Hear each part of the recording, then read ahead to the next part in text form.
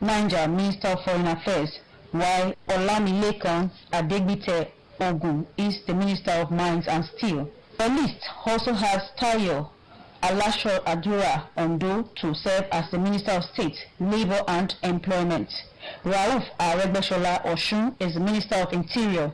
Sunday Dare Oyo, Minister of Youth and Sports. Pauline Talim Plateau, Minister of Women Affairs. Rotimi Amechi, Rivers Transportation Minister. Megara Dingyadi, Sokoto, Minister of Police Affairs. Saleh Maman, Taraba, is standing as the Minister of Power. Abubakar G. Aliyu Yobe is the Minister of State Housing, and Sadiya Umar Farouk Zamfara as the Minister of Humanitarian Affairs, Disaster Management.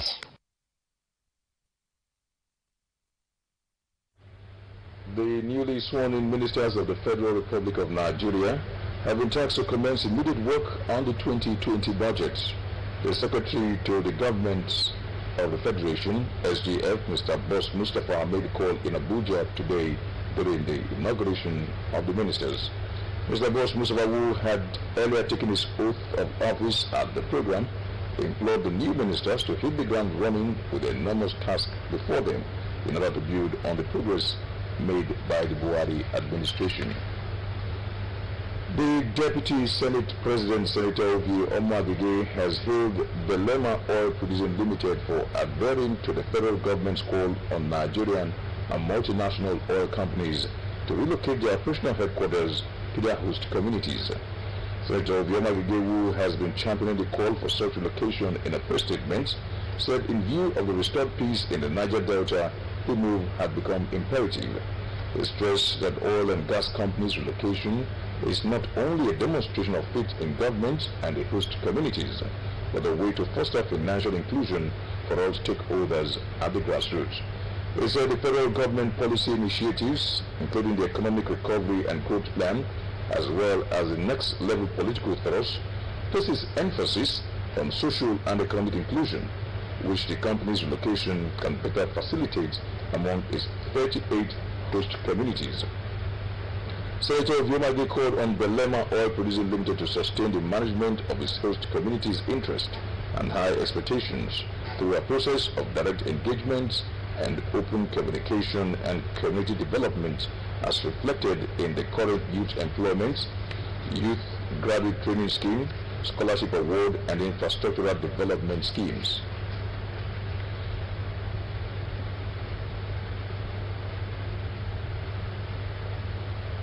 Honorable Femi Gbajabiamila, the Speaker of the Federal House of Representatives, has vowed that the National Assembly would not sit back and watch the breakdown of law and order in any State House of Assembly. The Speaker said this in Lagos at a roundtable event for speakers of the State Houses of Assembly. Honorable Femi Gbajabiamila, who was represented by his deputy, Honorable Ahmed Idris, recalled that positive interventions were made by the National Assembly which ensure the amicable resolution of the challenges recently faced by the Bauchi and Edo state legislatures. According to the Speaker, such interventions by the National Assembly were necessary to safeguard the legislative institution. Recently, elder statesman Edwin Clark condemned the House of Representatives over its interference in the affairs of Edo State House of Assembly. Edwin Clark said it was not the responsibility of lawmakers to order the shutdown of the Edo State House of Assembly. He also described as illegality the lawmakers asking the state governor, Godwin Obaseki, to rescind his proclamation over the situation in the Assembly. The House of Representatives has disclosed plans to probe the collapse of the runway at Akanu Iriam International Airport, Enugu, that led to its imminent closure for repairs.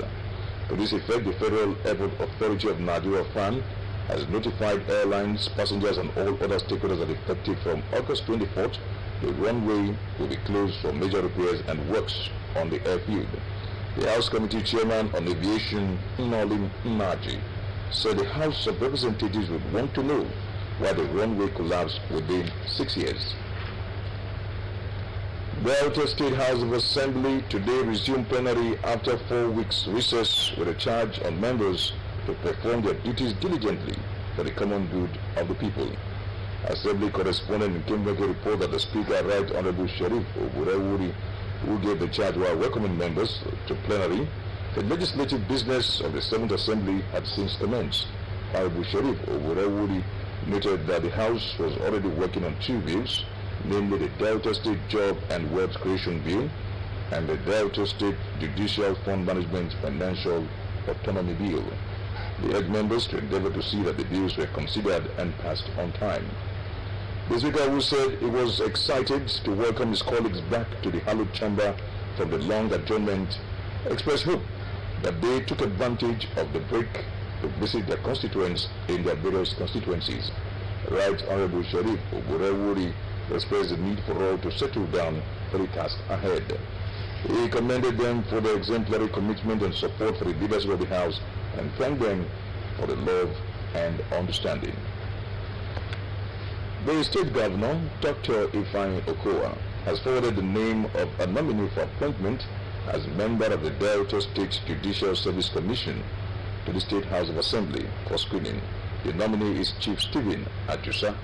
Assembly correspondent in Kemoko reports that the Speaker of the House, Right Honorable Sharif Oburewuri, read the letter from the Governor containing the name of the nominee at plenary. The report. According to the Governor, the tenure of Chief Stephen Ajusa as a member of the Delta State Judicial Service Commission would come to an end on September 8, 2019. Adding that he was mindful of the sensitive nature of the judicial arm and the need for continuity.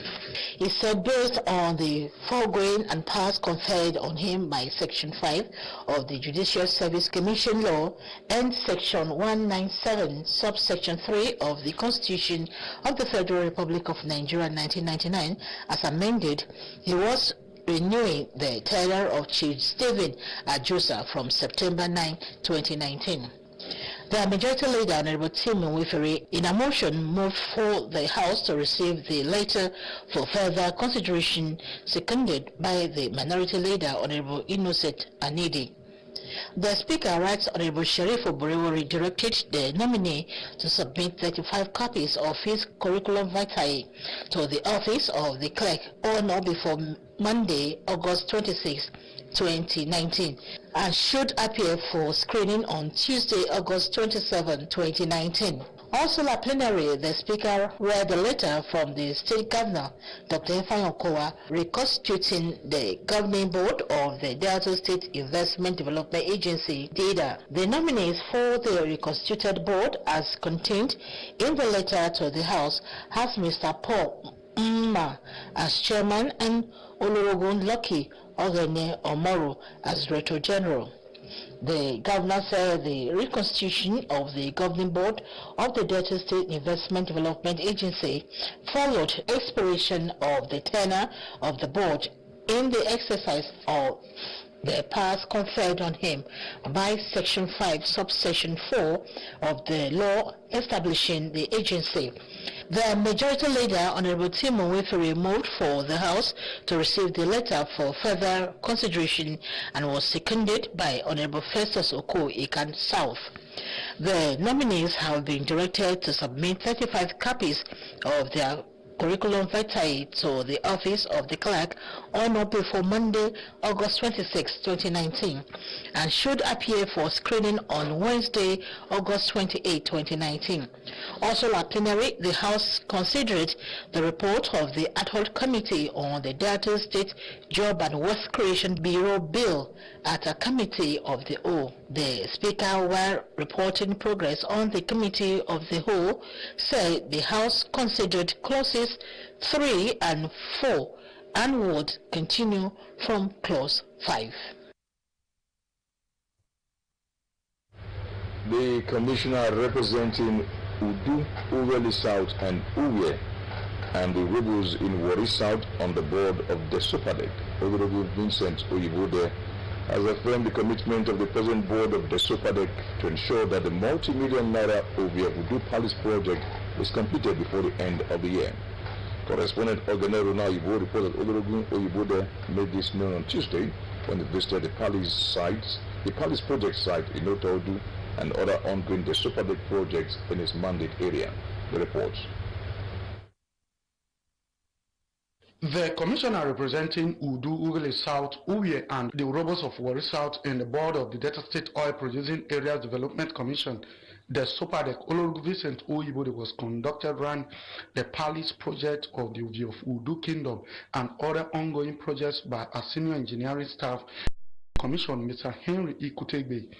Olorgu Oyibode, who spoke with newsmen shortly after the inspection, stated that he was pleased with the standard of the job, revealing that some expansion and innovations would be injected into the original Palace design to make it more befitting and standard. The SOPADEC commissioner, who hinted that the Udu Palace project is dear to the heart of the state governor, Dr. Ifeanyi Okowa, tasked the contractor handling it to redouble its efforts and ensure that the project was completed and inaugurated within the specified time.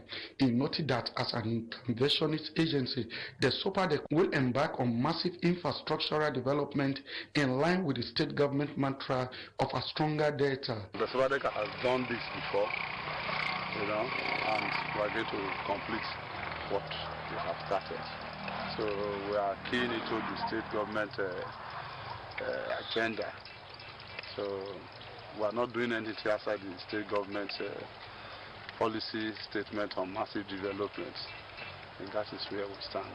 The SOPADEC commissioner was also at the Ekpan police station to ascertain the level of work done on the story building DPO's office embarked upon by the commission and the 6th classroom block at Opiti Secondary School, NRA. Olorgu Oyibode frowned at the slow pace of work on the school project, stating that the new SOPADEC board is more focused and will not tolerate abandonment of projects by some contractors after collecting money.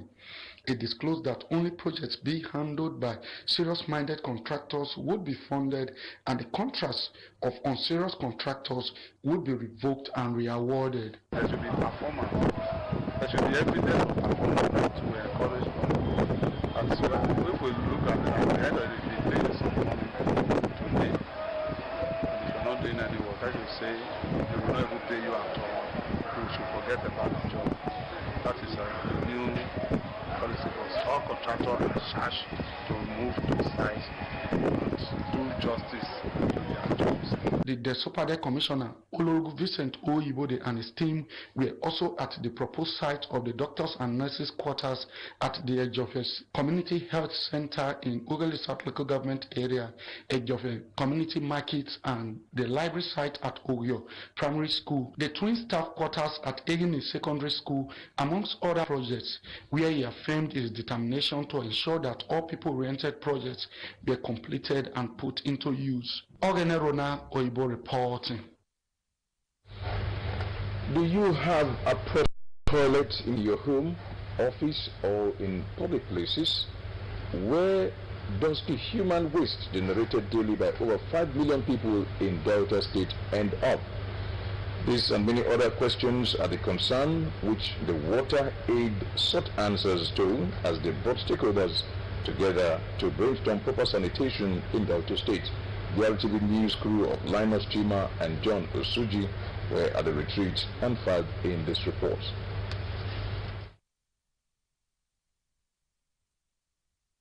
With a population of about 5 million people in Delta State and over 700,000 in Warri Metropolis, the alarming report is that more than 180,000 people engage in open defecation on a regular basis.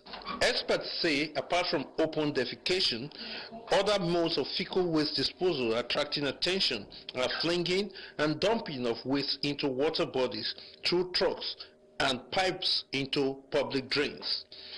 The situation makes rubbish the Sustainable Development Goal 6 that harps on proper sanitation, water safety, and good health.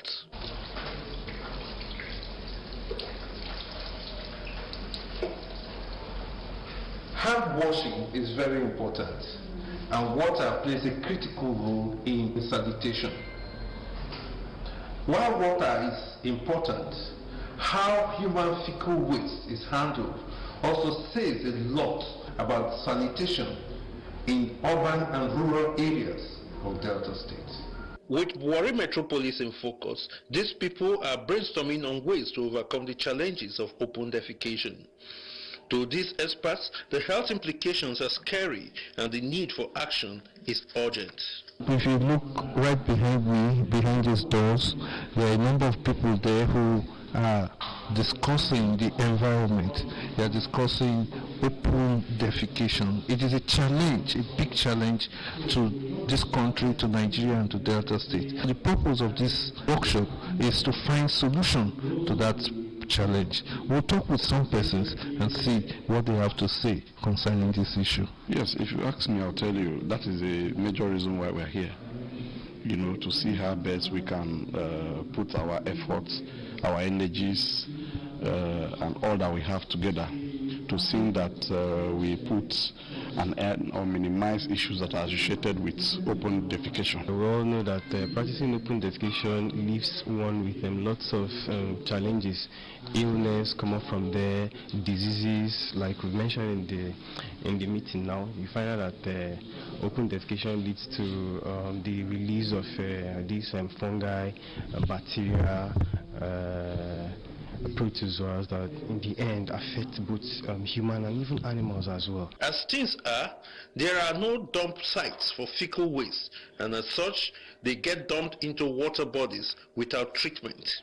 But experts believe that focusing on investment opportunities in proper disposal of fecal waste, adequate legislation and monitoring, as well as public awareness, could help check the environmental problem. Is there an economic opportunity to handling, proper handling of wet waste?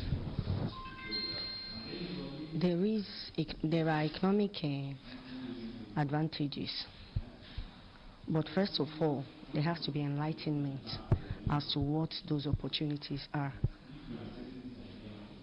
The issue of turning waste to wealth is very important, and it's gradually coming to limelight. This retreat, organized by Water Aid and Mangrove Partners, is ongoing in Delta, Enugu and Kano states. At the end of it, a range of solutions to open defecation in all these facets will have been fashioned out to bring to check the environmental and human hazards of open defecation. Linus Chima reporting. 2 weeks after the report that grass, refuse and sand are defacing the Uwe axis in the NPA expressway, the relevant authorities are yet to respond by clearing off the road. Correspondent Linus Chima was at various sections of the road today and reports that the grasses, sand and pockets of refuse were still on the road. Authorities of Uwe local government could not be reached, but an official claimed that the cleanup of the expressway had commenced in the Otokutu axis.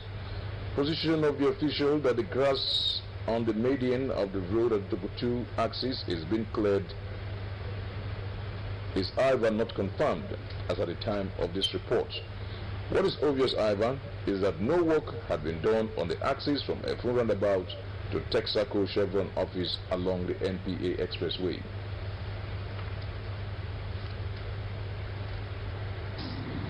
It's even taller than me as I'm seated here, and it's 2 weeks now that we first did a report asking the Uwe local government or whoever is in the authority to swing to action and beautify the NPA expressway. What is delaying that work is hard to tell, but information reaching me is that the Uwe local government has started work at Otokutu axis. We are hopeful that they will get to this area very swiftly and redeem the image of Uwe local government and Warri Metropolis. Linus Chima reporting.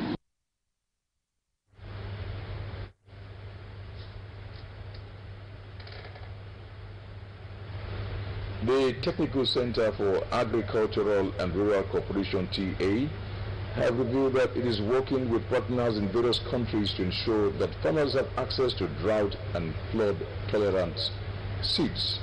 This was on the front burner following the rising effects of climate change, which has a direct impact on agricultural activities.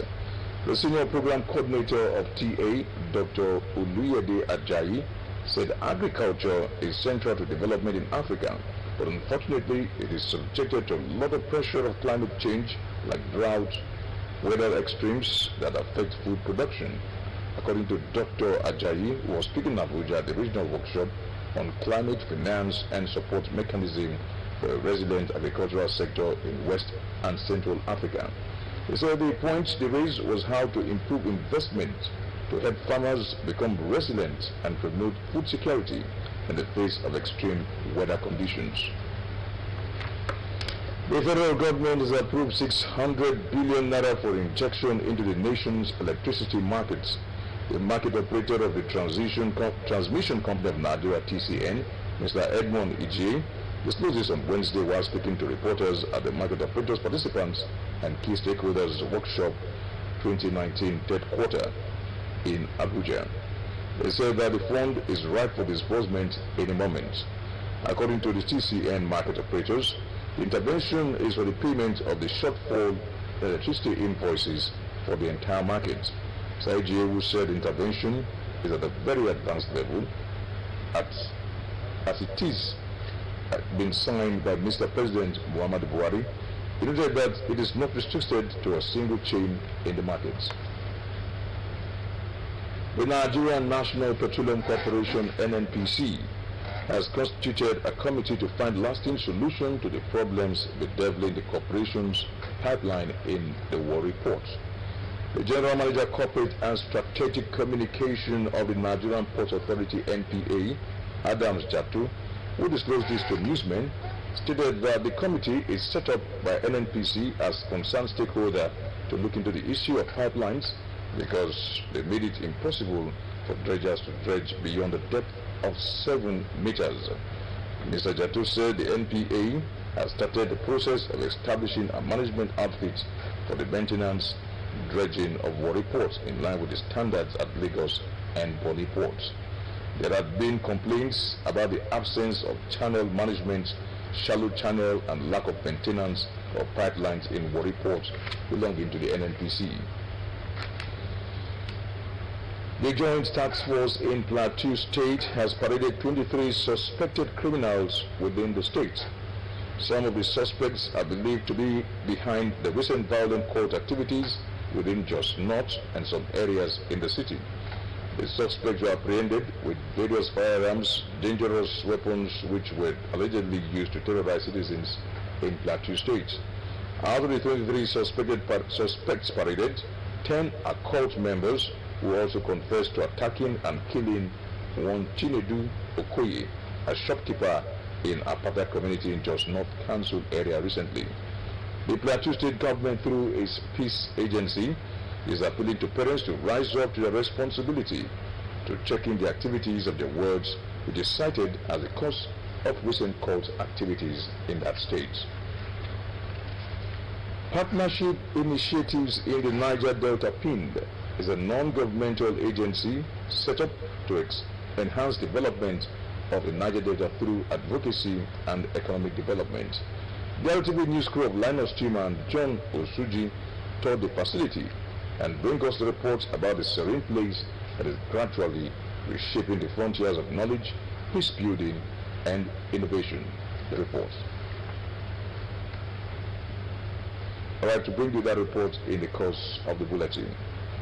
A rally of sons and daughters of Isaba community in Warri Southwest is to hold as part of efforts to sustain the prevailing peace in the community and attract meaningful developments. Statements by Community Central Chairman Mr. Henry Ololenyo says the meeting will hold at the Community Town Hall by 10 o'clock in the morning. He urged all sons and daughters of the community both at home and in diaspora to attend as crucial issues will be deliberated upon. This year's induction of Delta State candidates into the Institute of Policy Management Abuja holds on Saturday, 24th August 2019. A statement by the Chairman Planning Committee, Professor S. Olagoke, says the induction will hold at Wellington Hotels in Efru.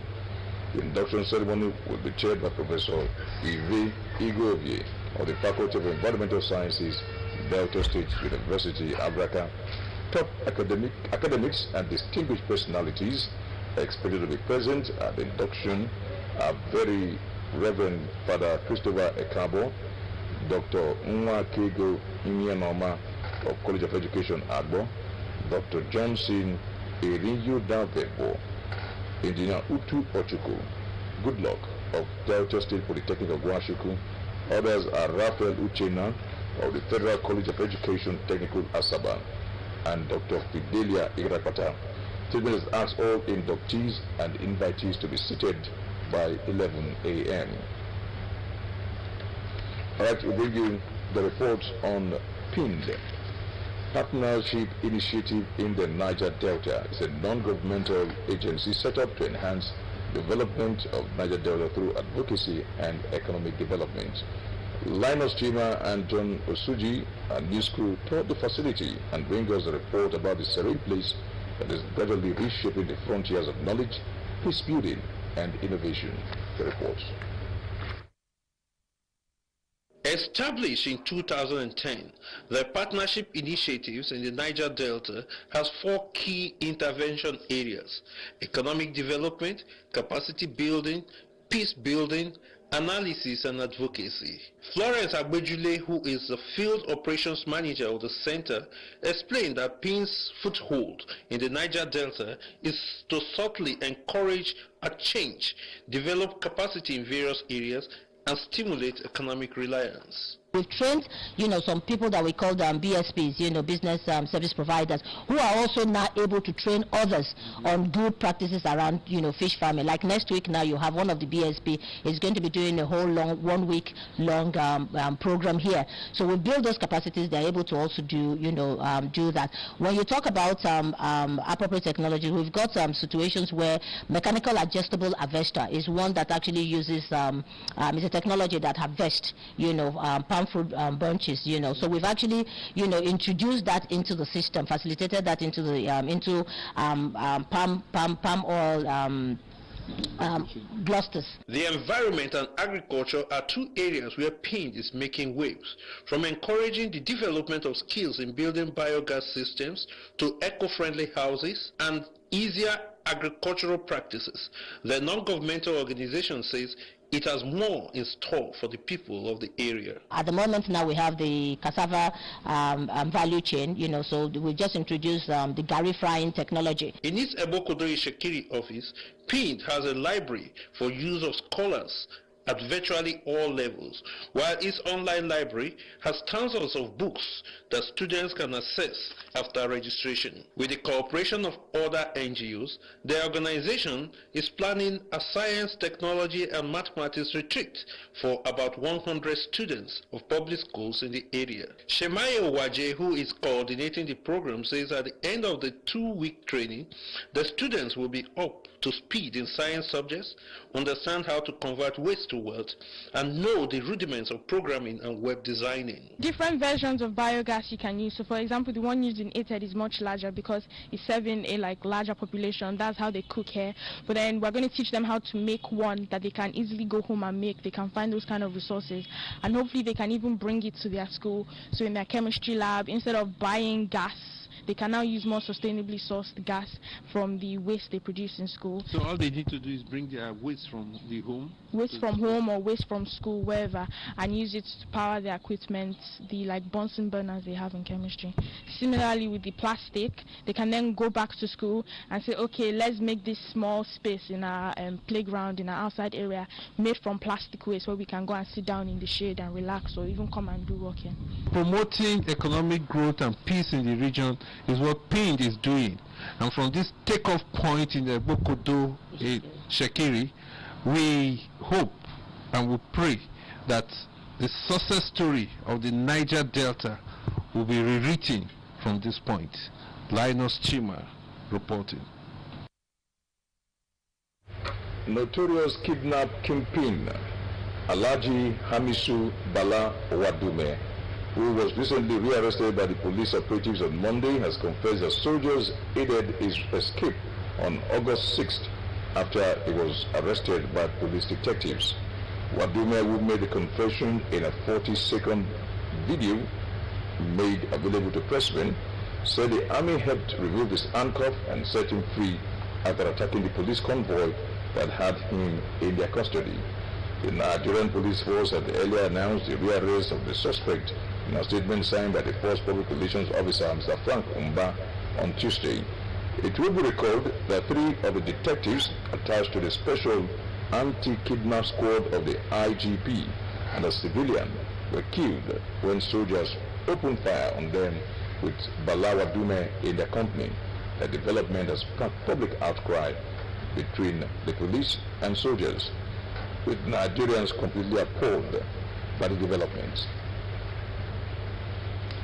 United States Ambassador to Nigeria, Stout 17, said the U.S. President's emergency plan for AIDS relief, PEPFAR, in Nigeria is aimed at implementing the antiretroviral treatment ART surge program in the country.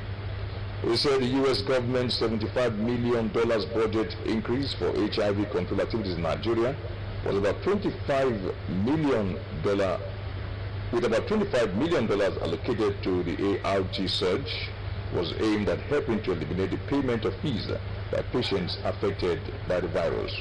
He said the assistance in Rivers State would help to identify and provide treatment to approximately 180,000 people living with HIV who have not previously received treatment. Speaking at Port Harcourt during a high-profile meeting on the promotion of the health of Rivers State people, U.S. Ambassador Symington said a fund administered by the U.S. Department of Defense and the U.S. Agency for International Development, USAID, was to promote the health of people living with the HIV virus. We thank Governor Nyesom Wike for announcing his intention to eliminate fees for people living with HIV.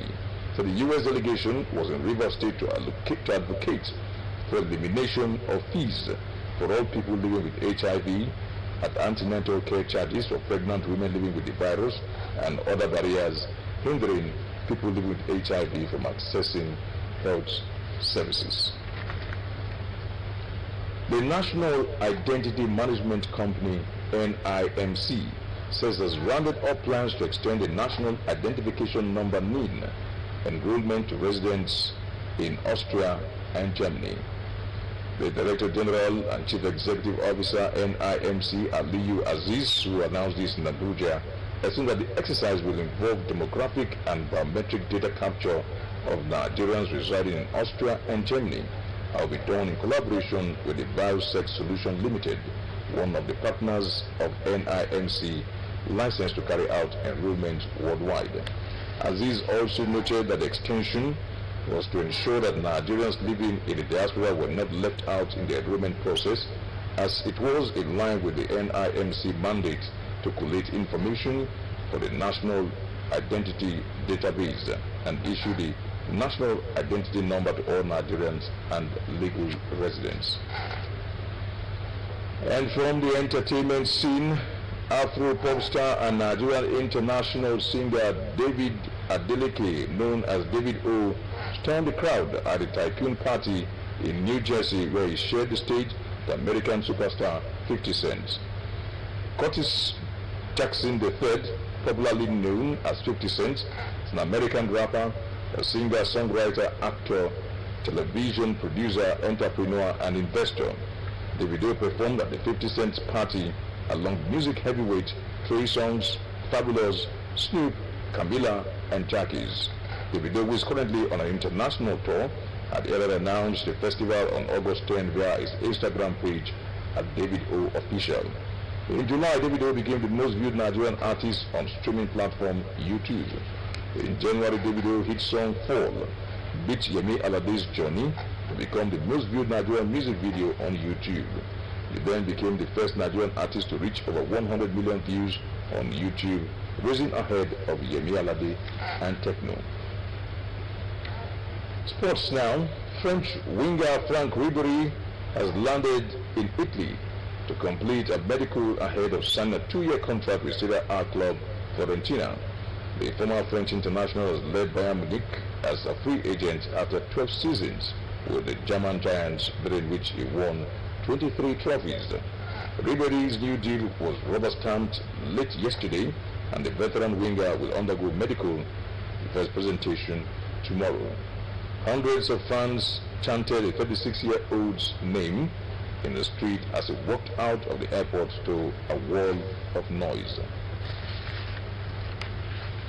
England women's manager Phil Neville said footballers should boycott social media to send powerful message that abuse is not acceptable. Neville's comment came after Manchester United midfielder Paul Pogba received racist abuse online, having missed a penalty in his side 1-1 draw at Wolves on Monday. Disclosing that he has lost total faith in whoever runs the social media department, suggested that they send a powerful message to come off social media for 6 months to see the effect it has on social media companies.